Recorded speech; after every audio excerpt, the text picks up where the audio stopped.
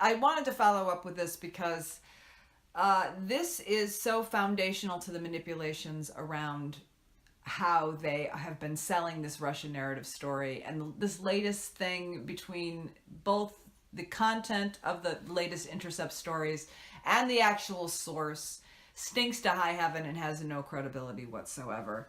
And somebody just commented on my video. It's like, well, maybe we shouldn't be focusing on the Russian narrative. Well, I would love that. I would absolutely adore that. And I do focus on many things. I'm going to the Anti-War National Coalition Conference. I've been reporting on Syria. I've had Vanessa Beeley on. I've been reporting on Yemen. I've reported on election fraud. I've reported on many, many, many things on this channel. But you know what? The reason that they are so successful in creating these lie narratives is they put out mass disinformation which goes unchallenged. And it is imperative that the alternative media do not let lie narratives stand. And while it would thrill me to the marrow of my bones to not have to ever talk about Russia or this story again, that is just not an option we have as long as this disinformation continues, because that is another tactic that is utilized to get these narratives established. Not only do you, if you repeat a lie often enough, it becomes the truth, you also wear down anybody who is trying to keep up with the level of spin and lies that they're putting out. And they do. It's like trying to put out a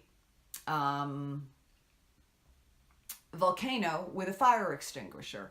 And I don't counter. If you notice, the majority of my videos are not based on countering the Russian narrative. I started reporting on countering the Russian narrative before most people even picked up the story last July, when they immediately ascertained that they needed to take over the critical infrastructure of elections based on this false claim.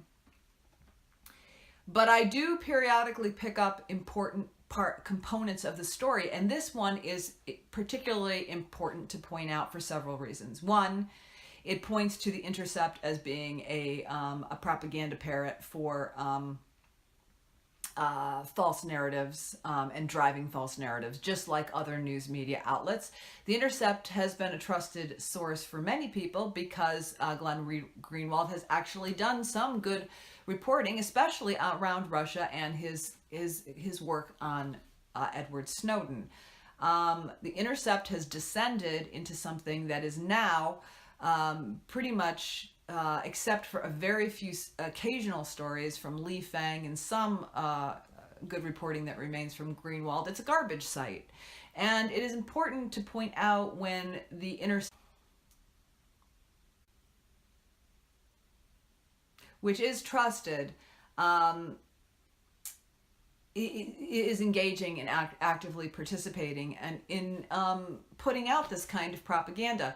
And this is a big one that I needed to report on, because also this is going beyond what the accusations have been. And it's been a criticism from many people. The accusations have been that Russia tried to interfere with the election by influencing public opinion. And for the longest time, they tried to tie that together from WikiLeaks to Russia. Now that story has imploded. They've never been able to produce any evidence, and it has been getting weaker by the day. So what they are doing now, this is a different front they are trying to fight this on now. Now they are saying, this report says they were trying to actually interfere with the actual election. Not just influence public perception, but saying that executed a cyber attack at least one U.S. voting software supplier and sent spear phishing emails to more than 100 local election officials just days before last November's presidential election.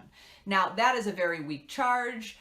Spear phishing emails to election officials, even if it was true, which there is no reason to believe it is not really some kind of advanced hacking or interference with the election. It's very, very weak tea. However, what is being used, it doesn't matter that what the charges are weak tea, or that they're 99.999999999% false propaganda. What are they doing now is they are changing the narrative, and it's important to point this out because it is a change in the story.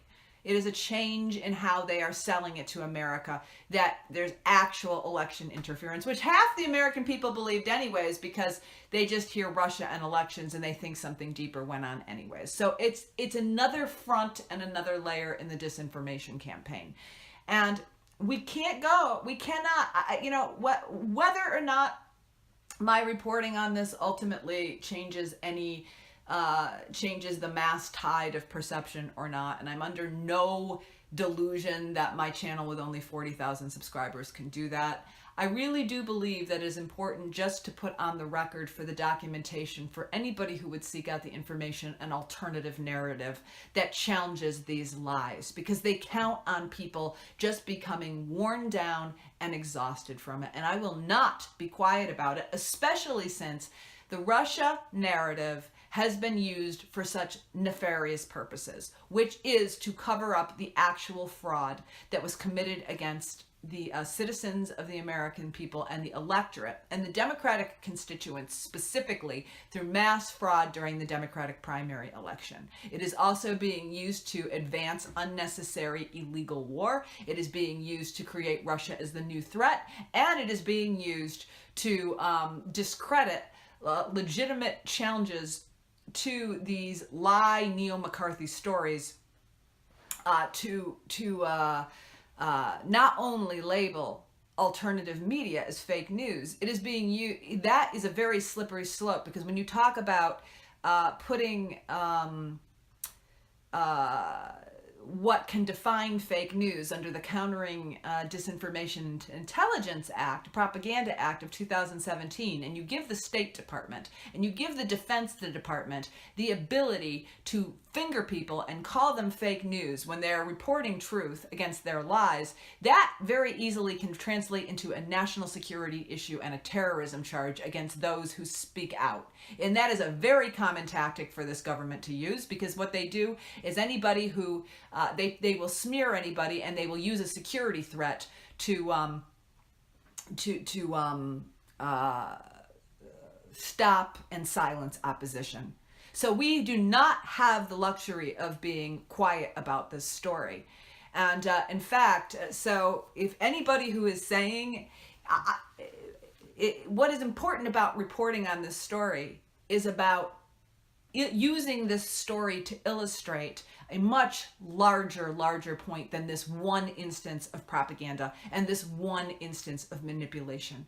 It is to help people understand how these manipulations are committed, how different organizations and the media work together to advance these narratives, and to teach people how to understand and recognize it for themselves. So this is a very important story, and I am, as somebody who has been working on it for near a year, I'm exhausted with it. So if you think that it's like it's my dream to hold on to this, I wish it would go away, but they keep doubling down, and they keep doubling down more.